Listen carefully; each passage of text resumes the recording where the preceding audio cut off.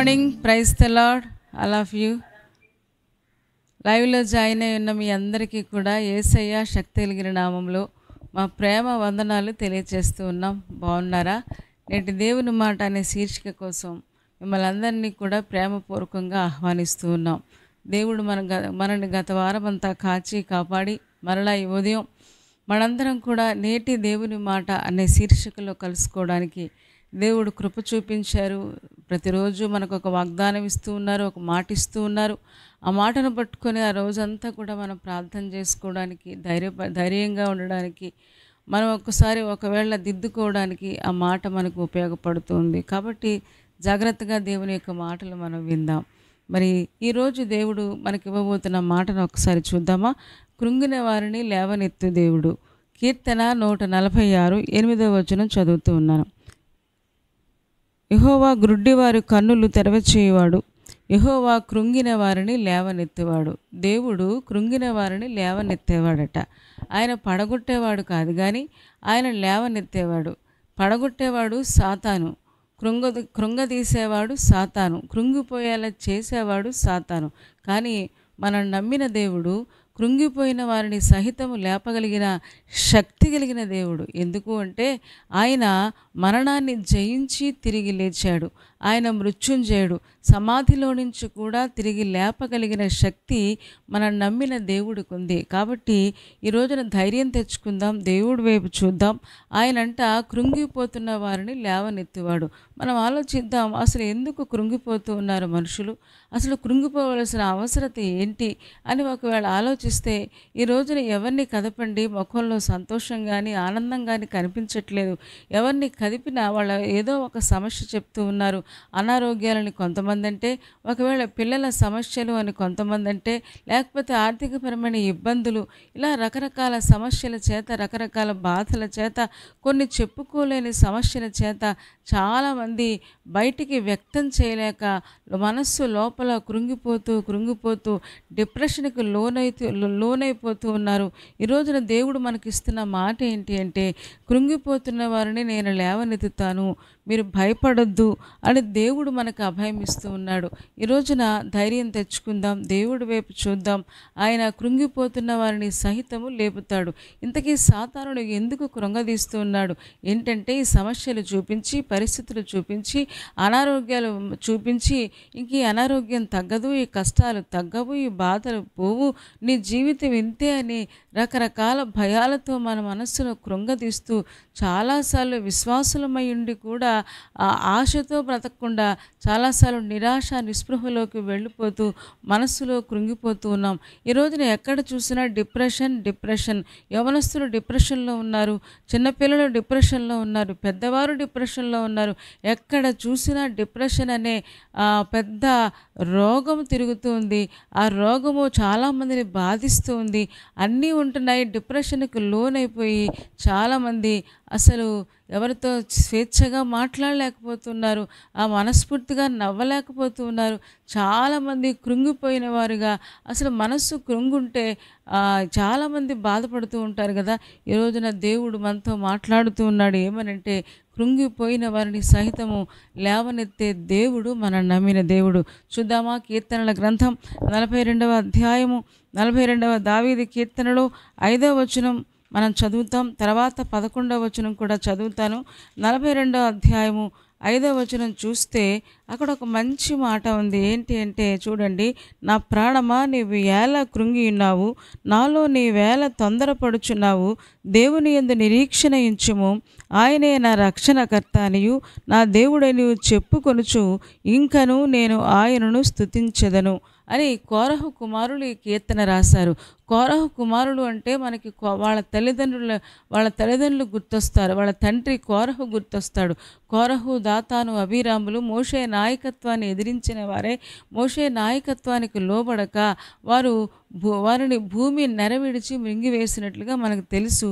కానీ కోరహు కుమారులు చావలేదు అని బైబిల్ గ్రంథం సెలవిస్తూ ఉంది. మరి ఈ కోరహు కుమారులు పాటలు పాడుతూ ఉన్నారు, కీర్తనలు రాస్తూ ఉన్నారు.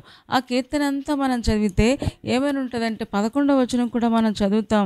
నా ప్రాణమా నీవేళ కృంగి ఉన్నావు, నాలో నీవేళ తొందరపడుచున్నావు? దేవుని యందు నిరీక్షణ ఉంచుము. ఆయనే నా రక్షణకర్త, నా దేవుడు, ఇంకను నేను ఆయనను స్తుతిస్తాను అని కోరహు కుమారులు తమ ప్రాణాలతో చెప్పుకుంటూ ఉన్నారు. ఎందుకంటే ప్రాణం కృంగిపోయింది, తల్లిదండ్రులు చనిపోయారు, ఏమంటే బంధువులు చనిపోయి ఉంటారు, లేకపోతే అనాథలైపోయారు, లేకపోతే చుట్టూ ఉన్న ప్రజలందరూ కూడా రకరకాల సూటిపోటి మాటలతో వాళ్ళ మనస్సును గాయపరుస్తున్న, మీ తండ్రి అలాంటి వాడు, మీ తల్లి అలాంటిది, మీరు మోషే నాయకత్వాన్ని ఎదిరించారు, మీరు కూడా అలాంటి వాళ్ళే అని ఆ తల్లిదండ్రులు చేసిన పాపాన్ని పిల్లల మీద రుద్దుతూ, ఏమంటే ఈ రోజుని ఎలాగైతే మాట్లాడుతున్నారు ఆ రోజుల్లో కూడా అలాగ మాట్లాడే ఉంటారు. అందుకనే కోరహు కుమారుడు దేవుని బలిపీఠాన్ని సమీపించిన వారే, దేవుని బలిపీఠం దగ్గర ఉండిన వారే, వాళ్ళు చాలా చక్కగా పాటలు రాస్తూ ఉన్నారు. నా ప్రాణమా ఎందుకు కృంగిపోతున్నావు? 42వ కీర్తన చదువుతూ ఉంటే అక్కడ జనసమూహంతో, పండుగ చేయుచున్న జనసమూహంతో, ఒకప్పుడు జనసమూహాన్ని మేము నడిపించాం, ఒకప్పుడు మేము పాటలు పాడుకుంటూ వెళ్ళేవాళ్ళం, వాళ్ళందరినీ కూడా వాళ్ళందరూ మమ్మల్ని గౌరవించేవారు. ఈ రోజున ఎక్కడ చూసినా తిరస్కారం, ఎక్కడ చూసినా నెమ్మది లేదు. చాలామంది సూటిపోటు మాటలతో మా మనస్సును గాయపరుస్తూ ఉన్నారని వాళ్ళ మనస్సు కృంగిపోతూ ఉంది, బాధపడుతూ ఉంటే వాళ్ళు అంటున్నారు, నా ప్రాణమా ఎందుకు కృంగిపోతున్నావు? ఎందుకు తొందరపడుతూ ఉన్నావు? నాలో నీ వేళ తొందరపడుచున్నావు.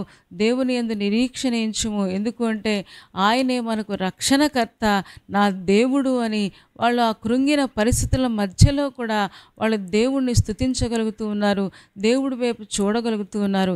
ఈ రోజున విశ్వాసులారా, ఏ విషయం కృంగదీస్తూ ఉంది, ఏ విషయం బాధపడుతూ ఉంది?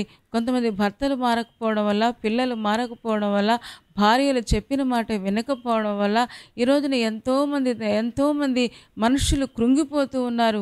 ఆర్థికపరమైన ఇబ్బందులు కృంగదీస్తూ ఉన్నాయి. కానీ దేవుని యందు నిరీక్షణ ఉంచితే మనం నమ్మిన దేవుడు కృంగిన వారిని సహితము లేవనెత్తగలిగిన శక్తి కలిగిన దేవుడని లేఖనం సెలవిస్తుంది. చూద్దామా? కీర్తన 28వ వచనం చదివితే ఇక్కడ దావీదు కూడా చక్కగా రాస్తాడు. ఏమని రాస్తాడంటే కీర్తన 28, వారు కృంగి నేల మీద పడి ఉన్నారు, మనము లేచి చక్కగా నిలుచుచున్నాము అని కీర్తనాకారుడైన దావీదు రాస్తా ఉన్నాడు. వారు అంటే దేవుడు నమ్ముకోని వారు కృంగిపోతున్నారు, వాళ్ళు కృంగిపోతున్నారు, నేల మీద పడిపోయారంట. కానీ మనం కూడా నేల మీద పడ్డాం, దేవుణ్ణి నమ్ముకున్న మనం కూడా కృంగిపోయాం, నేల మీద పడ్డాము, కానీ మనము లేచి చక్కగా నిలుచుచున్నాము అని చెబుతూ ఉన్నాడు కీర్తనాకారుడు. దావీదు కూడా ఎన్నోసార్లు ఎన్నో సమస్యల మధ్యలో తను నలిగిపోతూ ఉన్నప్పుడు ఆ దేవుడే అతని లేవనెత్తినట్లుగా మనం చూస్తూ ఉన్నాం. దేవుడిని నమ్ముకొని వరకు లేవనెత్తే వాళ్ళు లేరు, కానీ ఎవరైతే దేవుని యందు విశ్వాసం ఉంచి ఆయన పిల్లలుగా పిలువబడుతున్నారో వారందరికీ ఒక నిరీక్షణ ఉంది. ఎందుకంటే వాళ్ళ నమ్మిన దేవుడు లేచిన దేవుడు, వాళ్ళు నమ్మిన దేవుడు లేపగలిగిన శక్తి కలిగిన దేవుడు, ఏ పరిస్థితిలో ఉన్నా సరే ఆ పరిస్థితులు మార్చగలిగిన దేవుడు, వాళ్ళని నమ్మిన దేవుడు. అందుకనే వారైతే కృంగి నేల మీద పడిపోయి ఉన్నారు, కానీ మనమైతే లేచి చక్కగా నిలుచుచున్నాము. ప్రైజ్ ద లార్డ్, హల్లెలూయా. ఎంత ఆధిక్యత దేవుని నమ్ముకున్న పిల్లలకుంది. కాబట్టి దేవుని పిల్లలారా, కృంగిపోవద్దు, బెంగపడిపోవద్దు, భయపడిపోవద్దు. ఈ అనారోగ్యం, ఈ కష్టం, ఈ బాధ నన్ను కృంగదీస్తూ ఉందని వాటి వైపు చూడొద్దు, కానీ లేపగలిగిన దేవుని వైపు మనం చూద్దాం, లేవనెత్తే దేవుని వైపు మనం చూద్దాం. ఈరోజున ధైర్యం తెచ్చుకుందాం. రాజుల గ్రంథం 1 రాజులు మనకందరికీ తెలుసు. ఒక మంచి పెద్ద ప్రవక్త. రాజుల గ్రంథం 19వ అధ్యాయము 3 నుంచి 5 వచనాలు మనం చదివితే అక్కడ ఏలియా ప్రవక్త ఏం మాట్లాడుతూ ఉన్నాడో, అగ్నిని ఆకాశం నుంచి దింపిన తర్వాత బదరీ వృక్షం దగ్గర కూర్చొని ఆయన బేలగా మాట్లాడుతున్నాడు, భయంతో కూడిన మాటలు మాట్లాడుతున్నాడు. చూస్తారా ఒక్కసారి? 1 రాజులు 19వ అధ్యాయము 3 నుంచి 7 వరకు నేను చదువుతూ ఉన్నాను, మీరు కూడా చూడండి. కాబట్టి అతడు ఈ సమాచారము తెలుసుకొని లేచి తన ప్రాణము కాపాడుకున్నటకై పోయి యూదా సంబంధమైన బెర్షెబాకు చేరి అచ్చట ఉండుమని తన దాసులతో చెప్పి తాను ఒక దిన ప్రయాణము అరణ్యంలోనికి పోయి ఒక బదరీ వృక్షము కింద కూర్చుండి మరణాపేక్ష గలవాడై, యెహోవా, నా పితరుల కంటే నేను ఎక్కువ వాడను కాను, ఇంత మట్టుకు చాలును, నా ప్రాణము తీసుకొనుము అని ప్రార్థన చేశాను. అతను బదరీ వృక్షము కింద పరుండి నిద్రించుచుండగా ఒక దేవదూత వచ్చి అతను ముట్టి, నీవు లేచి భోజనము చేయమని చెప్పెను. అతను చూచినంతలో అతని తన దగ్గర నిప్పుల మీద కాల్చబడిన అప్పమును నీళ్ల బుడ్డియు కనబడెను. గనుక అతను భోజనం చేసి తిరిగి పరుండెను. అయితే యెహోవా దూత రెండవ మారు వచ్చి అతను ముట్టి, నీ శక్తికి మించిన ప్రయాణము నీకు సిద్ధమైంది గనుక నీవు లేచి భోజనం చేయమని ఆ ఏలియాకు చెప్పినట్టుగా మనం చూస్తూ ఉన్నాం. ఏమండి, ముందు అధ్యాయంలోనే అగ్నిని ఆకాశం నుంచి దింపాడు, బయలు ప్రవక్తలందరినీ కూడా చంపినట్లుగా మనం చూస్తూ ఉన్నాం. ఎంత ప్రజలందరూ కేకలు వేశారు, యెహోవాయే దేవుడు, యెహోవాయే దేవుడు, యెహోవా తప్ప వేరొక దేవుడు లేడు అని ప్రజలందరి చేత ఒప్పించగలిగిన ఏలియా ప్రవక్త 19వ అధ్యాయంలో యెజెబెలు రాణి కబురు పెట్టిందంట. ఏమని కబురు పెట్టిందంటే, రేపు ఈ వేళకు నేను ఏలియా ప్రాణాన్ని తీసేస్తాను అని కబురు పెడితే ఆ సమాచారం తెలుసుకొని అతను కృంగిపోయి, ఇంత మట్టుకు చాలు, నా జీవితం చాలులే, చేసింది చాలులే అన్నట్టుగా, ఇంత మట్టుకు చాలు దేవా, ఇక నా ప్రాణం తీసుకో, ఇక రోజు ఎంతకని భయపడను, రోజు ఎంతకని బాధపడను అననట్లుగా. మరి ఏలియాకు అర్థం కాలేదా ప్రాణాల మీద, మరణం మీద దేవుడికి మాత్రమే అధికారం ఉందని? ఎందుకంటే మన దేవుడు మరణమయొక్కయు పాతాళ లోకమయొక్కయు తాళపు చెవులు ఆయన స్వాధీనంలో ఉన్నాయని లేఖనం చెప్తూ ఉంది కదా. మరణం మీద ఆయనకు అధికారం ఉంది కదా. మరణము తప్పించుట ప్రభువైన యెహోవా వశమని లేఖనం చెప్తూ ఉంది కదా. ఏమన్నా మరణానికి భయపడుతున్నాడు. అగ్నిని ఆకాశం నుంచి దింపగలిగిన ఆ గొప్ప ప్రవక్త ఒక చెట్టు కింద కూర్చొని చేతకాని మాటలు మాట్లాడుతూ, బేల మాటలు మాట్లాడుతూ, ఎందుకులే ఇంక నా జీవితం, ఎందుకులే ఇంత చేశాను, కానీ నా జీవితం ఇలా యెజెబెలు రాణి నన్ను చంపేస్తుందంట అని ఆ సమాచారం తెలుసుకున్నాడంట, ఆలోచించాడంట. అండ్ ఎందుకంటే ఏలియా కూడా మన వంటి స్వభావం కలిగిన మనుష్యుడే అని యాకోబు పత్రిక 5వ అధ్యాయము 7వ వచనంలో కూడా మనం చూస్తారా? అది కూడా ఏలియా మన వంటి స్వభావము కలిగిన మనుష్యుడే అని అక్కడ వ్రాయబడి ఉన్నట్టుగా మనం చూస్తూ ఉన్నాం. మనలాంటి స్వభావం కలిగిన మనుష్యుడే అతను కూడా. ఎందుకంటే మనం కూడా ఒక్కొక్కసారి కృంగిపోతుంటాం, ఒక్కోసారి చాలా యాక్టివ్గా ఉంటాం, ఒక్కోసారి సంతోషంగా ఉంటాం, ఒక్కోసారి మూడ్ ఆఫ్ అయిపోతూ ఉంటాం. ఈరోజున దేవుడు మనలాంటి వాడే ఏలియా అని చెప్తూ ఉన్నాడు. అందుకనే కృంగిపోయాడు, బెంగపడిపోయాడు, నా ప్రాణం తీసేసుకుంటుందంటే యెజెబెలు రాణి అనుకున్నాడు. కానీ యెహోవా దూత అక్కడికి వచ్చి భోజనం నీళ్ల బుడ్డి అక్కడ ఇచ్చి, అప్పం ఇచ్చి, 2 సార్లు అతన్ని ముట్టి లేచి భోజనం చేసి, నీ శక్తికి మించిన ప్రయాణం ఉంది, వెళ్ళు అని బలపరిచినట్లుగా మనం చూస్తున్నాం. ఎందుకంటే దేవుడు ఆయన పిల్లలని ఆ కృంగిపోయిన స్థితిలో వదిలేసేవాడు కాదు. ఎందుకంటే దేవుని పిల్లలు ఆయనకు సంబంధించిన వారు కదా.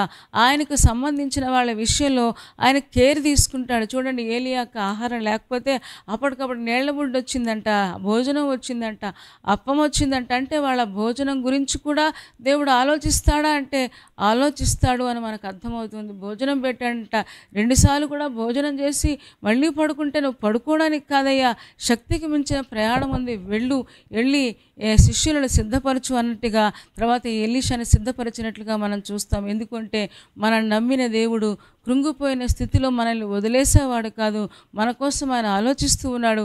ఏలియాను లేపిన దేవుడు మనల్ని కూడా లేపగలిగిన శక్తి కలిగిన దేవుడు. కాబట్టి మనం కూడా మన ప్రాణాలతో చెప్పుకోవాలి, నా ప్రాణమా ఎందుకు కృంగిపోతున్నావు, ఎందుకు తొందరపడిపోతున్నావు, దేని గురించి ఆలోచిస్తున్నావు, దేవుని యందు నిరీక్షణ ఉంచుము, ఆయన మన రక్షణకర్త, మనం ఆయన స్తుతించాలని కోరహు కుమారులు చెప్పుకున్నట్లుగా మనం కూడా చెప్పుకోగలిగితే ఎంత బాగుంటుందో కదా. చూద్దాం ఒక్కసారి లూకా సువార్త 22వ అధ్యాయము 55 నుంచి 59 వరకు నేను చదువుతూ ఉన్నాను. లూకా సువార్త 22వ అధ్యాయము 55 నుంచి 59 వచనాలు చదివితే అక్కడ ఎన్నో గొప్ప కార్యాలు చేద్దామని ఆ దేవుడు ప్రేమించి కృపచేత వాళ్ళని పిలిస్తే పేతురు లాంటి భక్తులు, పేతురు చాలాసార్లు అన్నాడు, అయ్యా మరణం వరకు వెళ్ళిపోతాను, నేను మరణానికైనా నేను రెడీ అని దేవుడితో చాలాసార్లు చెప్పినట్టుగా మనకు తెలుసు. అలాంటి పేతురు 55 నుంచి 59 వరకు మనం చదివితే అక్కడ రాయబడిన మాట చూస్తారా? అంతటా కొందరు నడుమింగిట మంట వేసి చుట్టూ కూర్చుండినప్పుడు పేతురును వారి మధ్యను కూర్చుండెను. అప్పుడు ఒక చిన్నది ఆ మంట వెలుతురులో అతడు కూర్చుండట చూచి అతని తేరి చూచి వీడును అతనితో కూడా ఉండెనని చెప్పెను. అందుకు పేతురు, అమ్మాయి, నేను అతని ఎరుగనెనను. మరికొంతసేపటికి మరియొకడు అతని చూచి నీవును వారిలో ఒకడనగా పేతురు పోయి నేను కాను అన్నాడు. ఇంచుమించు ఒక గడియ అయిన తర్వాత మరియొకడు, నిజముగా వీడును అతనితో కూడా ఉండెను, వీడు గలిలయుడని దృఢముగా చెప్పాడు. ఏమంటే పేతురు ఒకప్పుడు మరణంకి వెళ్తూ ఉంటే నేను కూడా వచ్చేస్తానయ్యా అని యేసు ప్రభుతో చెప్పాడు. ఏమన్నా అన్నిటికీ కూడా ముందుండేవాడు. ఒకళ్ళ శిష్యులు ఏమైనా అంటూ ఉన్నా ఆయనే క్రీస్తు అని చెప్పగలిగినవాడు. మరి అలాంటి పేతురు యేసు ప్రభుని సిలువకు పట్టుకొని ఈడ్చుకొని వెళ్ళిపోతూ ఉంటారంట.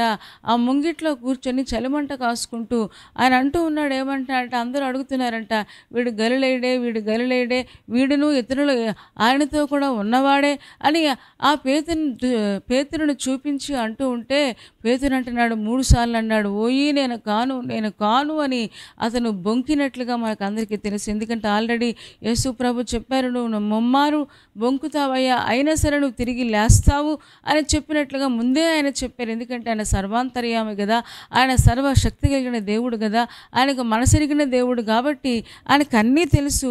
వెంటనే అతను సంతాపపడి ఏడ్చినట్లుగా మనం చూస్తాం. యేసు ప్రభు అన్న మాట గుర్తొచ్చి ఏడ్చాడు. ఇతను కూడా కృంగిపోయాడా?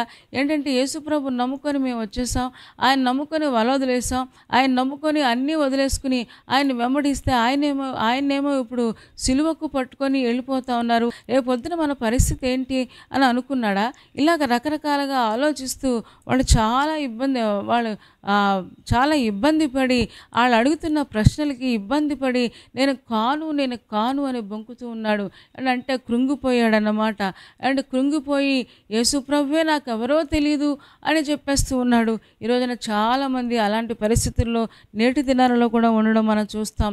యోబు గ్రంథం 6వ అధ్యాయం 14వ వచనంలో మనం చూస్తారా ఒక్కసారి? యోబు గ్రంథం 6వ అధ్యాయం 14వ వచనంలో అక్కడ యోబు చెప్తూ ఉంటాడు. ఏమని చెప్తా ఉంటాడంటే, కృంగిపోయిన వాడు సర్వశక్తులకు దేవుని యందు భయభక్తులు మానుకొనును, స్నేహితుడు వానికి దయచూపతగును అంటాడు. కృంగిపోయినోడు ఎవరైతే కృంగిపోతారో, యోబు జీవితంలో కూడా కృంగుబాటే మనకందరికీ తెలుసు. ఆస్తి, ఆరోగ్యం, లేకపోతే పిల్లలు అన్నీ పోగొట్టుకున్నవాడు సాధారణంగా కృంగిపోతాడు కదా. కృంగిపోయిన వాడంట ఒక్కొక్కసారి దేవుని యందు భయము భక్తి కూడా మానుకుంటాడు. అంటే ఇంకెందుకు ప్రార్థన చేయడం, ఇంకెందుకు వాక్యం చదువుకోవడం, ఇంకెందుకు చర్చికి వెళ్ళడం, ఇంకెందుకు భక్తిగా జీవించడం, ఇంకెందుకు విశ్వాసం, ఇక వీటితో నాకు పని లేదు అనుకుని చాలామంది అసలు ప్రార్థనను వాక్యాన్ని పక్కన పెట్టేస్తారంట. దేవుని యందు భయము భక్తి కలిగి ఉండడం వల్ల మనకేమీ ప్రయోజనం లేదులే అనుకుంటారంట. కానీ స్నేహితుడు వానికి దయచూపతగును అంటాడు. మనందరికీ ఒక మంచి స్నేహితుడు ఉన్నాడు, నిజమైన స్నేహితుడు. ఆయనే ప్రభువైన యేసు. ఆయన కృంగిపోయిన వారిని ఇంకా అణిచేవాడు కాదు. మనుషులైతే కృంగిపోయిన వారిని ఇంకా అణగగొట్టాలని ప్రయత్నం చేస్తారు. కానీ దేవుడు కృంగిపోయిన వారి మీద జాలి చూపించి, కనికరం చూపించి ఆయన లేవనెత్తగలిగిన శక్తి కలిగిన దేవుడు. ఎందుకంటే పేతురుని లేపాడు, ఏలియాను లేపాడు, మనల్ని కూడా ఆయన లేపగలడు. చూద్దాం ఒక్కసారి యోహాను సువార్త 20వ అధ్యాయం 19వ వచనంలో మనం చదివితే, ఒక్కసారి చూస్తారా? యోహాను సువార్త 20:19 మనం చదవగలిగితే అక్కడ యేసు ప్రభు ఆయన చనిపోయి 3వ రోజున తిరిగి లేచి, యోహాను సువార్త 20వ అధ్యాయం 19వ వచనం, తిరిగి లేచి మరలా శిష్యులకు ఆయన ప్రత్యక్షమయ్యి వాళ్ళని బలపరిచినట్లుగా మనం చూద్దాం ఒక్కసారి 19వ వచనం చదువుతున్నాను. ఆదివారం సాయంకాలమున శిష్యులు యూదులకు భయపడి తాము కూడి ఉన్న ఇంటి తలుపులు మూసుకొని ఉండగా యేసు వచ్చి మధ్యను నిలిచి, మీకు సమాధానము కలుగునుగాక అని వారితో చెప్పాడు. ఎందుకంటే శిష్యులందరూ యూదులకు భయపడిపోయి ఆయన్ని సిలువేశారు కదా, రేపొద్దున మనల్ని కూడా అలా చేస్తారేమో అని లోపలికి వెళ్ళిపోయి తలుపులన్నీ వేసుకుని ఉంటే, కానీ దేవుడు విడిచిపెట్టలేదు. వాళ్ళ మనసులు కృంగిపోయి ఉన్నాయని దేవుడు వెంటనే ఆయన దిగివచ్చి వాళ్ళని బలపరిచాడు. మీకు సమాధానం అగుగాక అని వారిని బలపరిచి ఆయన గాయాలు చూపించి ఇంత చేసి వీళ్ళని బలపరిచినా సరే 21వ అధ్యాయం యోహాను సువార్త 3వ వచనం చదువుతూ ఉన్నాను. చూస్తారా? సీమోను పేతురు, నేను చేపలు పట్టబోదునని వారితో అనగా, వారు మేమును నీతో కూడా వచ్చేదమని. ఏమంటే యేసు ప్రభు ఆరోహణ అవ్వకుండా వారి మధ్యకు వచ్చి వారు నిలిచి వాళ్ళని చక్కగా బలపరిచి, మీకు సమాధానం అగుగాక, ఇదిగో నా చేతుల్లో గాయాలు అని తోమాకు చూపించి, చుట్టూ ఉన్న వాళ్ళకు చూపించి, ఇంత చక్కగా యేసు ప్రభు కనిపించి వాళ్ళని బలపరిస్తే 21వ అధ్యాయం వచ్చేటప్పుడు మళ్ళీ పేతురు అంటున్నాడు, నేను మళ్ళీ చేపలు పడతానన్నాడు. ఏదైతే వదిలేశానో, ఏదైతే నాకు వద్దు అనుకున్నానో, ఏదైతే నేను యేసు ప్రభువే నాకు కావాలి అనుకొని ఏదైతే వాళ్ళని బయటికి విసిరేశానో మళ్ళీ ఆ వల తెచ్చుకున్నాడు. అండ్ పేతురు ఒక్కడు తెచ్చుకుంటే సరిపోలేదు, ఎందుకంటే నాయకుడు కదా. చుట్టూ ఉన్న వాళ్ళందరూ కూడా అయితే మేము కూడా నీతోనే వస్తామని అని వాళ్ళు చెప్పినట్టుగా మనం చూస్తాం. ఆయన కృంగిపోయాడు, ఆయన బాధపడ్డాడు, చుట్టూ ఉన్న వాళ్ళు కృంగిపోయేలా చేస్తూ ఉన్నాడు. మళ్ళీ అంటున్నాడు, నీకు ఒకవేళ అనుకుని ఉంటాడు, యేసుప్రభు కనిపించాడు, వెళ్ళిపోయాడు, నా కుటుంబం ఎలాగా, నా కుటుంబాన్ని ఎలా పోషించుకోవాలి, నా పిల్లల్ని ఎలా పోషించుకోవాలి, లేకపోతే నా పరిస్థితులు ఎలాగా, నా సమస్యలు ఎలాగా, నేను ఎలాగా, నా జీవితం ఎలాగా, ఆయన నమ్ముకొని అన్నీ వదులుకొని వచ్చాం, కానీ ఇప్పుడేమో ఆయనేమో వెళ్ళిపోయాడు, మేము ఏం చేయాలి అన్నట్టుగా వాళ్ళు చాలా దిగులు పడుతూ ఉన్నారు. యేసుప్రభుని మర్చిపోయినట్టుగా, మళ్ళీ ఆయన చెప్పిన మాటలు మర్చిపోయినట్టుగా అనిపిస్తూ ఉంది. కానీ అక్కడికి కూడా యేసు ప్రభు వచ్చారు. మళ్ళీ భోజనం పెట్టారంట. సముద్రంలో వలేస్తూ ఉంటే ఆ వలలో చేపలు పడేటట్టుగా చేశారు. ఆయన వచ్చి వాళ్ళకి బలపరిచి భోజనం పెట్టి బలపరిచిన తర్వాత 15వ వచనం చదువుతున్నాను. వారు భోజనం చేసిన తర్వాత యేసు సీమోను పేతురును చూచి, యోహాను కుమారుడవైన సీమోను, వీరికంటే నీవు నన్ను ఎక్కువగా ప్రేమించుచున్నావా అని అడుగగా అతడు, అవును ప్రభువా, నేను నిన్ను ప్రేమించుచున్నానని నీవే ఎరుగుదువని ఆయనతో చెప్పాను. యేసు నా గొర్రె పిల్లను మేపమని అతనితో చెప్పాడంట. 3 సార్లు అడిగారు. ఏమండి, ఆయన 3 సార్లు బొంకాడు. ఇప్పుడేమో యేసు ప్రభు వారు కూడా 3 సార్లు నీవు నన్ను ప్రేమిస్తున్నావా, నువ్వు నన్ను ప్రేమిస్తున్నావా, భోజనం చేశాక మాట్లాడడం మొదలుపెట్టాడండి. ఎందుకంటే భోజనం చేయకపోతే వాళ్ళకి బలం ఉండదు కదా. ముందు భోజనం చేసి వారి అవసరత తీర్చి వాళ్ళ మనసులు బలపరుస్తున్నాడు. వాళ్ళు ఏం చేయాలో ఆయన చెబుతూ ఉన్నాడు. ఏమని చెప్తున్నాడు అంటే, నిజంగా నువ్వు నన్ను ప్రేమిస్తే గొర్రెలు మేపయ్యా, గొర్రె పిల్లలు మేపయ్యా, గొర్రెలు కాయయ్యా అని చెప్పినట్టుగా మనం చూస్తూ ఉన్నాం. ఎంత అద్భుతమైన దేవుడో కదా. తర్వాత దినాలలో మనకు తెలుసు, అపోస్తుల కార్యాలలో ధైర్యంగా నిలబడి ఆయన పేతురు అందరితో కూడా నిలబడి చక్కగా దేవుని యొక్క వాక్యాన్ని బోధించినట్టుగా మనం చూస్తాం. ఒకసారి మాట్లాడుతూ ఉంటే 3,000 మంది, ఒకసారి మాట్లాడుతూ ఉంటే 5,000 మంది సంఘంలో చేర్చబడ్డారు. విద్యలేని పామరుడైన పేతురు లేకపోతే అనేకసార్లు బొంకాడు, అనేకసార్లు నాకు ఎవరో యేసుప్రభు తెలియదు అన్నాడు. అలాంటోడు మళ్ళీ ఈ రోజున దేవుడు లేపి నిలబెట్టి ఏమంటే ఆది అపోస్తుల సంఘానికి పునాదిగా దేవుడు చేశాడు. ఎంత అద్భుతమో కదా. నేను కృంగిపోయినవాడిని తీసుకొచ్చి సంఘాన్ని కట్టేవాడిగా చేశాడు.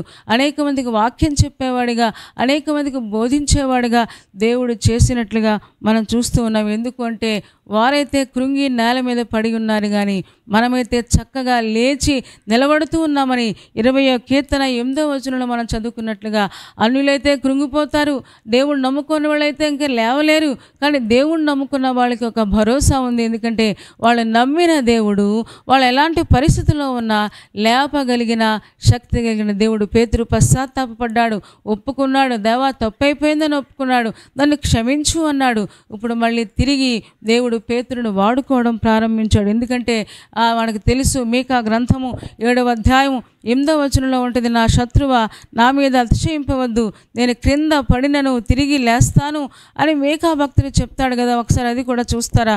నా శత్రువా నా మీద అతిశయింపవద్దు, నేను క్రింద పడినను తిరిగి లేస్తాను, నేను అంధకారమందు కూర్చున్నను, యెహోవా నాకు వెలుగుగా ఉండును. ఎందుకంటే నేను నమ్మిన దేవుడు వెలుగై ఉన్న దేవుడు. ఒకవేళ ఈ సమస్యలు, కష్టాలు, అనారోగ్యాలు అంధకారంలోకి తీసుకెళ్ళిపోయిన అలాంటి పరిస్థితి వచ్చినా సరే, ఎలాంటి అంధకారంలో కూడా దేవుడు నన్ను లేపగలిగిన శక్తి కలిగిన దేవుడు. ఎందుకంటే చీకటిని వెలుగుగా చేయగలిగిన శక్తి కలిగిన దేవుడు మనం నమ్మిన దేవుడు కదా. కాబట్టి శత్రువుతో చెప్తున్నాడు, మన ప్రధాన శత్రువు సాతాను కదా. సాతాను బెదిరింపులు, సాతానుడు భయపడుతూ ఉంటాడు, బెదిరిస్తూ ఉంటాడు. ఆ బెదిరింపులకు భయపెట్టే మాటలకు మనం ఆందోళన పడకుండా, కలవర పడిపోకుండా మీకా చెప్తూ ఉన్నాడు, నా శత్రువా నా మీద పడిపోయానని నువ్వేమీ నవ్వద్దు, పడిపోయానని నువ్వేమీ అతిశయించద్దు, నేను క్రింద పడినా నన్ను లేపడానికి ఒక ఆయన వస్తాడు. ఎందుకంటే ఆయన తిరిగి లేచిన దేవుడు నన్ను కూడా తిరిగి లేపుతాడు అని చాలా ధైర్యంతో చెబుతున్నట్టుగా మనం చూస్తూ ఉన్నాం. ఈరోజున విశ్వాసులారా, మనం కూడా ధైర్యం తెచ్చుకుందాం, దేవుడి మీద ఆనుకుందాం, నా ప్రాణంతో చెప్పుకుందాం, నా ప్రాణమా ఎందుకు కృంగిపోతున్నావు, నా ప్రాణమా ఎందుకు తొందరపడుతూ ఉన్నావు, దేవుని యందు నిరీక్షణ ఉంచు. ఆ దేవుడు అంధకారంలో ఉన్న తిరిగి లేపుతాడు, లేచి నిలబడతాడు. అంత మాత్రమే కాదు, మళ్ళీ తిరిగి వాడుకుంటాడు. ఆయన పనిలో చక్కగా మంచి పనిముట్టుగానే వాడుకుంటాడు. పేతురును వాడుకున్న దేవుడు, ఏలియాను వాడుకున్న దేవుడు, ఏలియాను బలపరిచిన దేవుడు, పేతురును బలపరిచిన దేవుడు మనల్ని కూడా బలపరచడానికి ఆయన ఎప్పుడు ముందుగానే ఉంటాడు. కాబట్టి కృంగిన వారిని మన దేవుడు లేవనెత్తేవాడు. కాబట్టి దేవుని వైపుని చూద్దాం. ఏ విషయంలో కృంగిపోవద్దు, బెంగపడొద్దు, భయపడొద్దు. సాతానుడు కృంగదీస్తాడు, మన దేవుడు లేపి చక్కగా నిలబెట్టగలిగిన శక్తి కలిగిన దేవుడు. కాబట్టి దేవుని వైపు చూస్తూ మన జీవితాలు మనం కట్టుకుందాం. అట్టి కృప దేవుడు మన అందరికీ దయచేయనుగాక. తలలు వంచండి, కళ్ళు మూసుకోండి, చిన్న మాట ప్రార్థన చేద్దాం. పరిశుద్ధుడా, ప్రేమ కలిగిన మా తండ్రి, నీ బంగారు పాదములకు వేలాది వందనాలు, స్తోత్రాలు చెల్లిస్తూ ఉన్నాం. ఎంత మంచి దేవుడవు, ఎంత ప్రేమ కలిగిన దేవుడవు నాయన. ఈ ఉదయకాల సమయంలో మీరు మాకు ఇచ్చిన మంచి మాట కోసం మీకు వందనాలు. కృంగిన వారిని లేవనెత్తే దేవుడుగా మీరున్నందుకు వందనాలు. ఈ సమయంలో ఎంతమంది రకరకాల సమస్యల మధ్యలో, పరిస్థితుల మధ్యలో కృంగిపోయి నలిగిపోతూ ఉన్నారో వారందరినీ ఒక్కసారి జ్ఞాపకం చేసుకోండి. దేవా మమ్మల్ని లేపగలిగిన శక్తి కలిగిన దేవుడవని గుర్తు చేసుకోవడానికి నాయన, అన్యులకైతే లేపేవాళ్ళు లేరు కానీ తండ్రి మమ్మల్ని లేపగలిగిన దేవుడు ఉన్నాడని గ్రహించినట్లుగా మా మనోనేత్రాలు తెరవండి. ఏ విషయంలో కృంగిపోకుండా నీ మీద నిరీక్షణ ఉంచి సాగిపోయినట్లుగా మాకందరికీ సహాయం చేయము. చేరి వచ్చిన విశ్వాసులందరినీ కూడా దీవించము. తర్వాత చూడబోతున్న వారిని కూడా జ్ఞాపకం చేసుకుని వారి కుటుంబాలలో నెమ్మది మీరు దయచేయము తండ్రి. నీకు వందనాలు చెల్లిస్తూ ఈరోజు ఏ ప్రయాణాలు పెట్టుకున్నారో నాయన, ఏ ప్రయాణం మీద వెళుతూ ఉన్నారో ప్రతి ప్రయాణాన్ని సఫలం చేయండి. ఏ పనుల మీద వెళుతూ ఉన్నారో ప్రతి పనిని సఫలం చేయండి ప్రభా. అలా కుటుంబాలను దీవించము. వారి పిల్లల స్టడీస్లో తోడుగా ఉండండి దేవా. కనికరించిన ఆయన ముఖ్యంగా వారి అవసరాలన్నీ కూడా యేసు నామంలో తీర్చుమని నీ కృపకు అందరినీ అప్పగించుకుంటూ యేసయ్య శక్తి కలిగిన నామములో ప్రార్థించి వేడుకొనుచున్నాము తండ్రి. ఆమేన్. ఆమేన్ చెప్పారు కదా. చాలా వందనాలు మీ అందరికీ కూడా. చాలా సంతోషం. చక్కగా దేవుని యొక్క వాక్యాన్ని ప్రతిరోజు ఉదయం నేటి దేవుని మాట అనే శీర్షికలో మనందరం వినడానికి దేవుడు సహాయం చేస్తూ ఉన్నాడు. ఇంకా ఈ ప్రోగ్రాం ఆగిపోకుండా మీ అందరూ కూడా ప్రార్థన చేయండి. ఇది కంటిన్యూ చేద్దాం. ఎందుకు అంటే దేవుడు మనతో మాట్లాడి మనల్ని బలపరుస్తూ ఉన్నాడు. చాలామంది చెప్తూ ఉన్నారు, దీవించబడుతున్నాను చెప్తున్నారు. మీరు చెప్తున్న ఆ మాటలను బట్టి ఎంకరేజ్ చేయబడుతూ ఉన్నాం. మీరు నిజంగా దీవించబడితే కామెంట్ పెట్టండి. ఇతరులకు ఈ ప్రోగ్రాంని షేర్ చేయండి. ఈ ప్రోగ్రాంను లైక్ చేయండి. మీరు ఇంకా సబ్స్క్రైబ్ చేసుకోకపోతే డాక్టర్ స్పర్జన్ యూట్యూబ్ ఛానల్ని మీరు సబ్స్క్రైబ్ చేసుకొని, ఎందుకంటే మా నోటిఫికేషన్స్ అన్నీ మీకు వస్తాయి. చక్కగా మా ప్రోగ్రామ్స్ అన్నీ మీరు చూడొచ్చు. కాబట్టి అలా చేయడానికి పరిశుద్ధాత్మ దేవుడు మనందరికీ కూడా సహాయం చేయునుగాక. ఆమేన్, ఆమేన్, ఆమేన్.